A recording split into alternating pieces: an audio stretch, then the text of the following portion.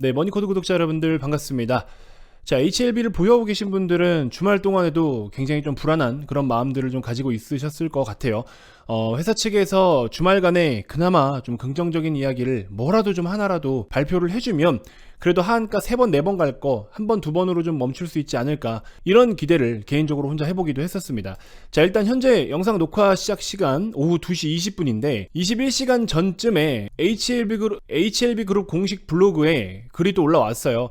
뭐 경험 없이 하루를 보냈다. 주주님들 또한 낙담과 분노의 시간을 보냈으리라 생각한다. 투명하게 빨리 사실을 공개해야 한다는 생각은 늘 갖고 있다. 그래서 뭐 증권거래법상 어떠한 오해도 받지 않아야 된다라는 엄격한 자기 검열이 뼛속까지 새겨져 있기 때문이다. 그러다 보니 모든 사항을 완벽하게 파악한 후에 구체적이고 정확한 사실관계를 정제된 내용으로 전달하는 데 부족함이 있습니다. 뭐 이런 이야기를 발표해줬어요. 자, 여러분들 분노는 일단 내려두시고 중요한 건 지금부터 어떤 시나리오를 예측할 수 있을까와 우리는 이제 주식을 보유하고 있는 입장에서 수익률적인 측면에서 이제 이걸 어떻게 회복을 해야 되느냐, 여기에 초점을 둬야 돼요. 지금은 이 주식을 최근에 매입하셨던 분들이든 오래전부터 매입하셨던 분들이든 모두에게 다 지금 사실 화가 많이 날 수밖에 없는 상황입니다. 주가 여기 있어요. 지금 67,100원 여기 있는데 21,000주로 호가가 걸려서 마무리가 됐기 때문에 대략적으로 한 4만원대까지도 하한가를 한 번 더 일단 감안은 해야 될 것 같아요. 온갖 뉴스에 굉장히 이야기가 많이 나오기도 했고 또 기사도 많이 뜨고, 자, 진 회장께서는 내용이 너무 와전되지 않게 사실 팩트만 정확하게 전달되기를 아마 간절히 바라는 것 같아요. 일단 진 회장이 이야기했던 인터뷰 내용 여러분들 뭐 다 보셨겠지만 제가 또 정리를 해드렸지만 회사 측에서도 이야기를 하는 게 우선 몇 가지 정확히 해야 될 부분이 있다.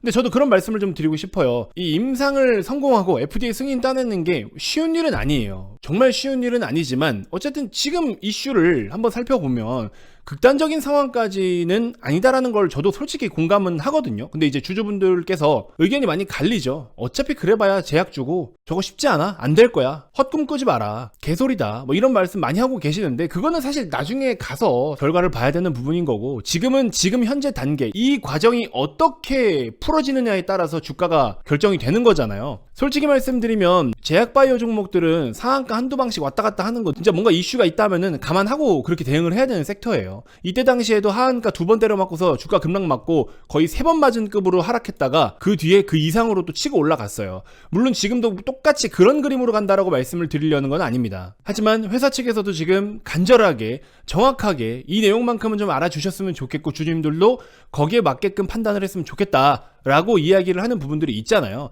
그래서 우리는 일단 여기에다 초점을 좀 둬야 된다, 저는 그런 생각이 좀 들어요. 여러분들께서 여기저기 다양한 정보들을 보시면서 너무 지나치게 부정적으로 보거나 또 너무 지나치게 낙관적으로 긍정적으로 볼 필요는 없다고 생각이 듭니다. 그냥 딱 지금 현재 문제대로만, 그러고 나서 그 뒤에 스텝을 하나씩 고민을 해보자고요. 일단 FDA로부터 받은 CRL 신약 허가 거절서가 아니라 수정 보완 요구서다라는 거 알고 계시죠? 그리고 항서 때문에 문제가 생겼다, 사실은 맞아요. 리보세라닙 관련된 공문은 HLB 쪽으로 내용이 갔고요. 캄렐리주맙에 관련된 내용은 항서제약 쪽으로 갔어요. 근데 지금 문제가 발생한 게 항서제약 쪽에 CMC의 보완 사항인 거잖아요. 그러니까 사실 리보세라닙에서는 문제가 없다라는 거는 HLB 쪽에서는 우선적으로는 뭐 현재 단계에서 문제가 발견되지는 않았다라는 건데, 여기에서 이제 해결을 해야 되는 건데 이 부분에 있어서 HLB 쪽에서도 무조건 뭐 항서 때문이야 이렇게 말할 수는 없잖아요. 그러다 보니까는 원팀이고 항서의 문제가 아니라 우리의 문제입니다 라고 포장을 하는 것 같아요. 솔직히 말씀드리면 이거는 포장 같고, 자, CRL의 내용은 무엇이냐, 말씀드린 것처럼 간암신약은 병용 약물이에요. 리보세라닙은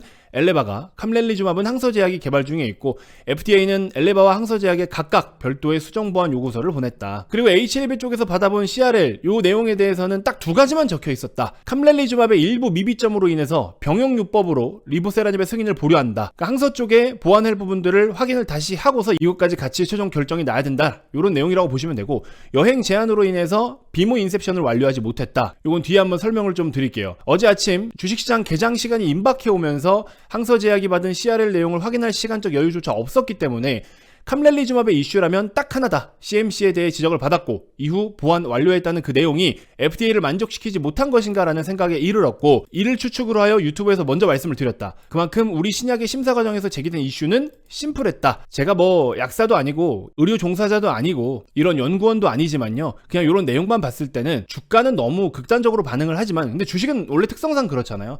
근데 이 정도 내용이면 다른 신약을 개발하는 회사들에 비해서는 그래도 내용의 강도가 솔직히 말하면 좀 약해요. 약한 편이긴 합니다. 자, 뒤에 보시면은 신약 심사와 CMC, 심사 과정에서 CMC에 문제가 있는 걸 몰랐냐 뭐 이렇게 이야기를 하는데, 아시는 분들은 아시겠지만 여러분들, 신약을 개발하고 뭐 심사를 하고 하는 그런 과정이 있잖아요.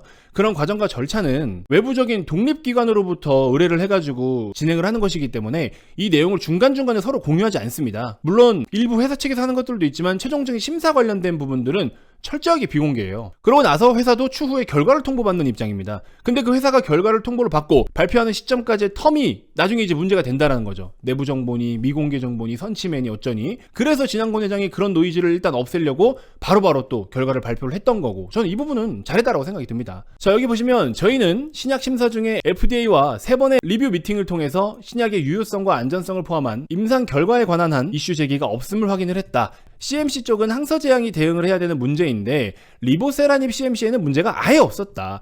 캄렐리주맙 CMC에 대한 지적이 있었는데 이거는 항서제약이 지적을 받은 후에 지적받은 사항을 시정 보완하고 그 입증 자료를 수차례에 걸쳐서 제출을 했으며 이후 FDA로부터 추가적인 지적사항이나 제출된 자료에 대한 코멘트가 없었다. 이에 따라 항서도 저희에게 CMC는 문제가 되지 않을 것이라고 수차례 확인해준 바 있어 이를 주주들에게 알린 바 있다. 이런 이야기가 있는데요. 그러면 항서 쪽의 CMC 지적은 뭔 내용이냐? 파트너라고 해서 상대 회사의 모든 영업비밀까지 열람할 권리를 갖는 것은 아니기 때문에 확인할 수가 없다라고 이야기를 해주고 있는 거고요. 뭐 이 부분도 사실 맞다라고 봅니다. 항서제약이 CMC에 문제가 그럼 많은 거 아니야? 라고 이야기하지만 항서제약은 합성 의약품 분야에서 글로벌 의약품을 17개나 보유한 회사고, 이 17개라는 것은 적어도 최소 17번 FDA의 CMC 실사를 받은 회사라는 뜻이다. 경험도 경험이지만 그만큼 능력이 되고 규모가 된다라는 회사다. 근데 이제 캄렐리주맙은 기존의 경험치보다 좀 더 까다로운 분야인 점도 맞다. 이렇게 이야기를 하고 있어요. 항서제약에는 글로벌 수준의 경험을 갖춘 전문가들이 많이 포진해 있는 세계 탑티어의 제약사인 만큼 크게 우려할 일은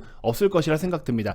요거는 개인적인 생각이겠죠? 항서제약의 그 자체만의 문제가 아니라 여기서도 본인들이 이야기한 것처럼 캄렐리주맙에 대한 기준치가 어떤 다른 것보다 좀 더 까다로운 분야이기 때문에 이거에 대해서는 또 승인이 안 된다면 안 될 수도 있는 거고 부적합할 수도 있는 거겠죠. 그건 까봐야 아는 겁니다. 근데 어쨌든 뭐 그만큼 규모가 있고 능력이 있고 경험이 있는 기업이다 보니 뭐 극단적으로 실패할 가능성에 대해서는 아직은 열어두지 않고 있는 것 같습니다. 자, 이 비모 인셉션은 뭐냐? FDA가 의약품 승인을 위한 실사 과정 중에 임상 스폰서, 임상 CRO, 임상 사이트를 방문을 해서 환자의 개인정보 보호 여부, 그리고 임상 프로토콜 준수 여부, 연구자와 인력, 치료와 물질 관리, 데이터 관리들을 실사하는 거다. 그래서 그 모든 과정들을 실사하는 것을 비모 인셉션이라고 보시면 되는데, 이거는 무조건 CRL이 되는 건 아니다. 수정 보완해서 다시 제출해라. 뭐 무조건 그렇다라는 건 아니에요. 코로나랑 전쟁 때문에 특정 임상병원 실사를 못하는 건 FDA의 문제이지 신약 개발하고 있는 그 개발 회사의 문제는 아니다라고 이야기를 하고 있죠. 그러면 이 비모 인셉션에서는 뭐가 문제냐? 신약 심사 과정에서 지난 12월에 FDA는 임상 스폰서인 항서제약과 또 이번 임상을 주관했던 CRO, 그 다음에 주요한 임상 사이트였던 병원에 대한 비모 인셉션을 종료한 바 있고 문제 제기가 없어서 그냥 종료했다. 근데 언제든지 추가로 실사가 필요하다라면은 이것도 진행을 할 수가 있는 거다. 임상 사이트가 있는 곳으로는 여행 제한 지역이 적용되는 곳으로 본인들이 떠올린 곳이 러시아와 우크라이나 병원이었고 이는 단순 추정이다. FDA가 추가로 비모 인셉션을 하기 위한 지역과 병원을 지정하고 통보하는 절차가 없었기 때문이다. 자, 그래서 비모 인셉션 관련돼서는 재심사 과정 중에 여행 제한이 풀리면 실사는 진행이 될 것 같고 모든 게 클리어진 상황에서 비모 때문에 승인이 문제되지는 않을 것 같다. 이렇게 이야기를 하고 있습니다. 근데 이제 주주들 입장에서 문제는 재승인 절차 그리고 또 수정 보완 서류를 제출을 하면 FDA는 그로부터 최장 6개월 이내에 승인 여부를 결정한다. 이게 문제죠. 당장에 우리는 주가가 내일 아침에 눈 떠서 어떻게 될지 모르는 것에 너무 걱정스럽고 우려가 되지만 회사 측에서는 어쨌든 극단적인 극도의 심각한 상황은 아니다라고 이야기를 하고 있는데요. 여러분들 뭐 욕을 하셔도 어쩔 순 없지만 저는 정말 중립 입장에서 딱 말씀을 드리면 일단 내용만 봤을 때 솔직히 최악은 아닙니다. 여러분들께 단순하게 희망을 드리기 위해서는 아니고요. 이거 여러분들 답 없습니다. 이거 이렇게 되면은 이거는 그냥 거의 실패라고 보셔야 되는 거예요. 이렇게 풀이를 할 수 있을 만한 내용이 있으면 제가 그 말씀을 솔직하게 드릴 것 같은데 그 정도 수준은 아닙니다. 그 정도 수준은 아니고 솔직히 이러다가 불발난 회사들도 많기는 많아요. 근데 내용의 깊이를 보면은 충분히 이 정도는 보완을 할 수 있는 부분이라고 생각이 들고 주주 입장에서는 한 번에 모든 게 클리어하게 탁탁탁 원활하게 진행이 잘 되기를 바라겠지만 사실 그게 쉽지만은 않습니다. 그래서 지금은 중간 과정 과정이고 성장통이라고 생각을 할 수밖에 없을 것 같아요. 자, 그래서 무조건 HLB를 매도하세요. 종목 교체하세요. 뭐 타점을 어디 잡아드릴게요. 저는 이 말씀을 못 드립니다. 이건 의미가 없고요. 지금 현 시점 오늘 기준에서 여러분들께 드릴 수 있는 말씀은 뭐냐면 어쨌든 이렇게 엎질러진 물 주가는 더 빠질 수밖에 없어요. 일단 물량 자체가 어쩔 수 없습니다. 주가는 더 빠질 텐데 그러고 나서 뭐 변동성이 좀 더 크게 한 번씩 이런 식으로 나타날 거예요. 그래서 중간중간에 약간 요런 뭐 그림으로 이렇게 어느 정도 움직임이 나타날 수 있겠지만 실제로 이 가격까지 당장 튀어오르려면은 이 모든 것들이 클리어하게 해결이 되고 다음 스텝으로 나가는 모습을 보여줘야 되는데 이게 돌아오는 주에 내일부터 당장 일어날 수 있는 일은 아니잖아요. 근데 우리는 지금 당장이 급해요. 그래서 그 중간중간에 변동성이 사실 굉장히 많이 클 것 같습니다.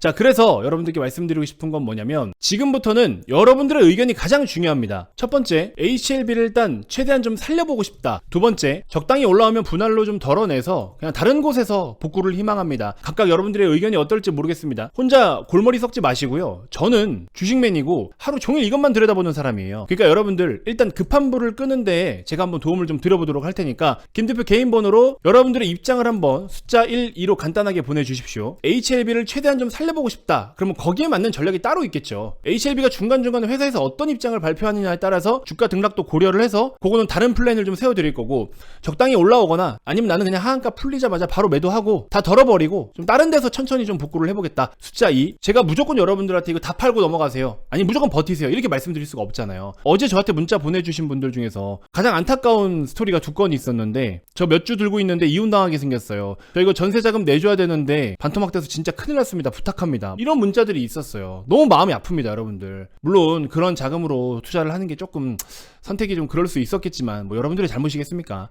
그래서 혼자 골머리 썩지 마시고 제가 도움을 드릴 수 있는 부분은 최대한 도움을 드려보도록 할 테니까 HLB를 최대한 살려보는 관점으로 가실 분들은 숫자 1번, 적당히 올라오면 분할로 덜어내서 다른 곳에서 복구를 좀 해보겠다 그러면 숫자 2번 이렇게 보내주시면 여러분들에게 제가 맞춤 솔루션을 제공을 좀 해드리도록 하겠습니다. 아시겠죠? 제가 이런 상황에 영업을 하겠습니까? 뭘 하겠습니까? 뭐 그렇게 할 것도 지금 뭐 없고요. 조만간 제가 그냥 유튜브에 멤버십은 오픈을 할 거예요. 아카데미 멤버십을 오픈할 거라서 그거는 추후에 그냥 관심 있는 분들이 보시면 되는 거고 어쨌든 제가 도움 드리는 대신에 구독 좀 부탁드리도록 하겠습니다. 이렇게 품앗이를 하자라는 뜻이니까 여러분들의 힘든 걸 제가 도움을 드리고 저는 구독의 대가를 좀 받고 이렇게 한번 해보자고요.